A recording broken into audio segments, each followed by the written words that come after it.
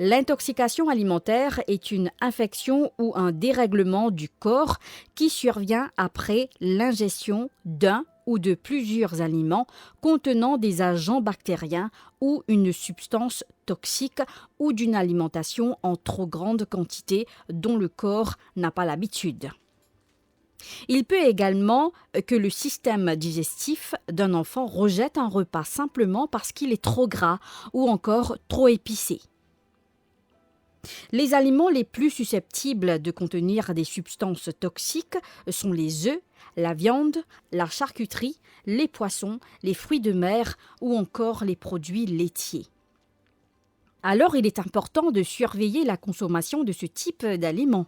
Ne pas les laisser trop longtemps sans les consommer, bien vérifier la date de péremption avant de les consommer et s'assurer qu'ils soient bien au frais et non exposés à la chaleur.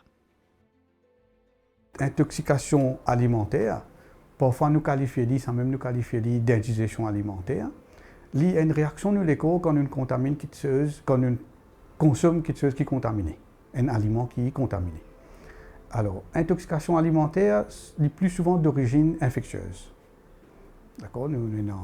Infectieuse, ça veut dire soit nous un aliment contaminé avec une bactérie, virus ou parasite. D'accord? Et groupe d'âge qui est capable d'affecter les bien vastes. Alors nous commençons par les nourrissons, les personnes âgées, ou bien les personnes qui ont un état de santé particulier. D'accord? Comment madame enceinte et les personnes qui ont un système immunitaire déjà défectueux, ça est capable d'affecter, c'est à risque pour gagner plus de complications après une intoxication alimentaire.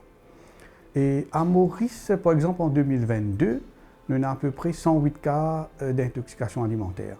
Dans ces 108 cas-là, nous avons à peu près 44 cas qui concernent les enfants bas 10 ans, qui fait à peu près 40%. Alors, il est assez important pour prendre en compte. Comment nous sommes capables de gagner un aliment qui est contaminé? Il y a différentes façons. Comment on dit, il est contaminé par une bactérie. Bactéries, nous avons comment la salmonelle, vous êtes déjà au courant. Nous avons l'hystérie, nous avons E. coli, nous avons virus et parasites. D'accord? Alors, nous prenons un aliment, par exemple, nous ne stockons bien, nous ne conservons comme on besoin, ou bien nous ne manipulons pas comme on besoin. Et quand nous cuisons aussi, nous ne cuisons pas comme on besoin cuit. Alors, tout ça, les fait que nos aliments restent contaminés. Surtout, nous pouvons des produits frais, type viande, poisson, œufs, produits laitiers. C'est ça, un aliment-là qui nous besoin conserver bien. Et bon, si un enfant a une intoxication alimentaire, il peut présenter avec des symptômes. D'accord? Il est capable de gagner ces symptômes-là très rapidement. C'est-à-dire, nous pouvons dire 30 minutes. Il est capable de gagner après quelques heures. Ou bien il est capable de gagner après quelques jours. Quand nous prenons la salmonelle, par exemple, nous sommes capables de gagner après 48 heures. C'est-à-dire nous mangeons quelque chose et puis après 48 heures, nous commençons à gagner des symptômes. Alors les symptômes, la plupart du temps, nous confondons avec la gastroentérite parce que c'est des symptômes similaires. D'accord? Les symptômes sont quoi? La diarrhée, vomissement, nausée. D'accord? Et en plus, nous sommes capables de gagner la fièvre, maux de tête, et nous sommes capables de gagner douleur ventre et même une crampe. Et dans les enfants, vous avez une courbature et fatigue physique. Ça veut dire que vous avez une faible, vous pouvez être l'école, pas manger, pas de boire. Qui ban aliments, surtout si les enfants ont une intoxication alimentaire, qui n'ont pas envie de donner et qui n'ont pas envie de les manger. Alors, si l'infini gagne les symptômes, ce qu'il nous fait, nous pas pour donner mange bande d'affaires épicées, bande d'affaires gras, prend par exemple sucré, boisson sucrée, café, tout ça nous préférons éviter. Quel aliment nous sommes capables de consommer quand l'enfant finit une intoxication alimentaire? Alors, un aliment à base de riz, de pâtes, de pommes de terre, ça est conseillé. Le traitement pour une intoxication alimentaire. Dans ce traitement, il y a deux composants qui sont bien importants. Le premier composant, c'est le temps. Et puis, le deuxième, c'est l'hydratation. Alors, nous avons besoin d'une bonne hydratation et nous avons besoin de donner le temps au temps pour ces symptômes-là, doucement y aller. D'accord? Et en plus, il y a un traitement médicamenteux. Tant qu'il est possible pour les enfants, des médicaments anti-diarrhée, nous pas donner.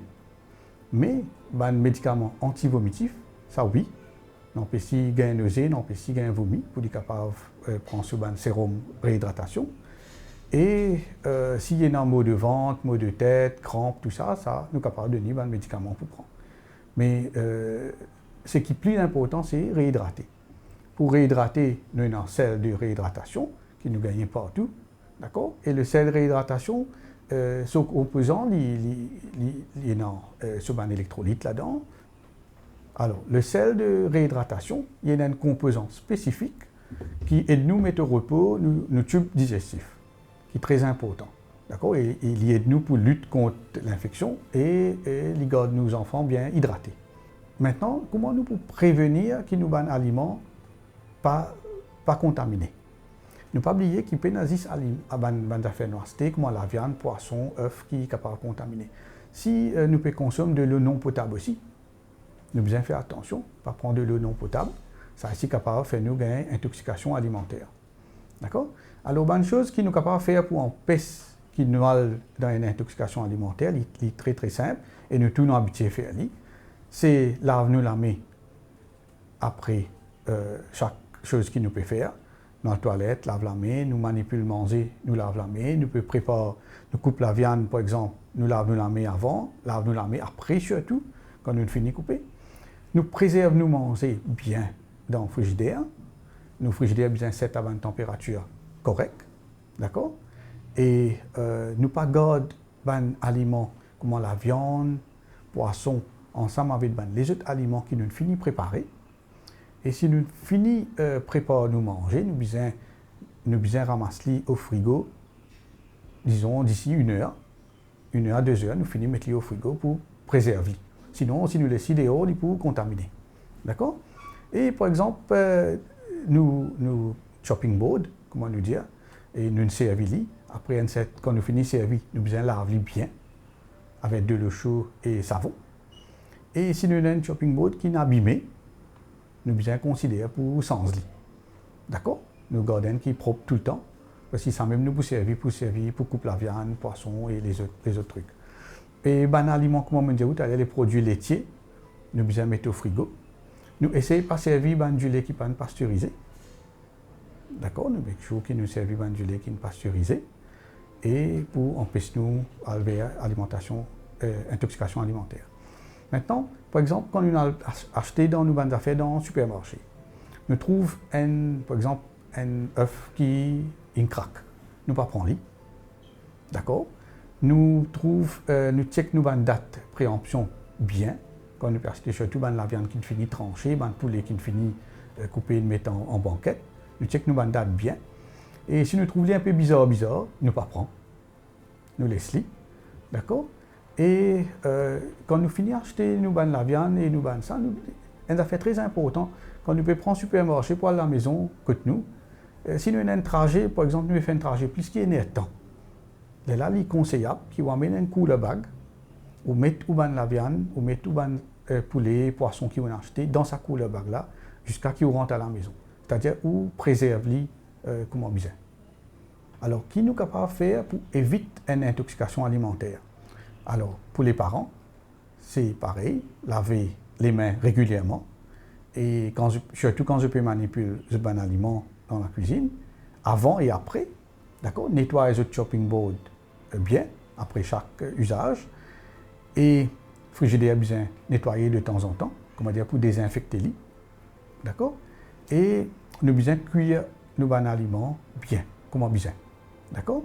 Par exemple, quand nous pouvons cuire œufs, si nous trouvons, avant nous pouvons cuire, si nous trouvons œuf là craqué, il y a un craque là, nous pas servir. Et si nous cuisons bien. D'accord? Et nos enfants aussi pareil, nous besoin éduquer quand avant manger, besoin laver la main, après manger, besoin laver la main. Quand je finis de faire toilette, tout le temps besoin laver la main. Si je peux jouer une toutes ces affaires, pas attraper aucun manger avec ça la main là, garde-les propre. Alors tout le temps besoin avant et après, je garde une hygiène très correcte, surtout pour les mains. D'accord? Et Pour les affaires qui nous peuvent acheter dans le supermarché, comment dire, nous avons besoin de checker la date de préemption bien avant de prendre un aliment. Et nous avons besoin de respecter sa chaîne de froid. C'est-à-dire, nous achetons une affaire dans le supermarché, nous ne connaissons pas pour rentrer la case dans un temps ou des temps, nous amenons un cooler bag avec nous, nous mettons un aliment là-dedans, nous amenons la case. D'accord? Ça, c'est une affaire que nous sommes capables de faire pour éviter une intoxication alimentaire. Dans le cas d'une intoxication alimentaire, l'enfant risque d'être très vite déshydraté. Alors, des bouteilles d'eau sont nécessaires pour qu'il puisse bien s'hydrater tout au long de la journée. En général, une indigestion ne dure pas longtemps, soit de 24 à 48 heures. Mais si les symptômes persistent ou que de la fièvre apparaît, il faut consulter un médecin.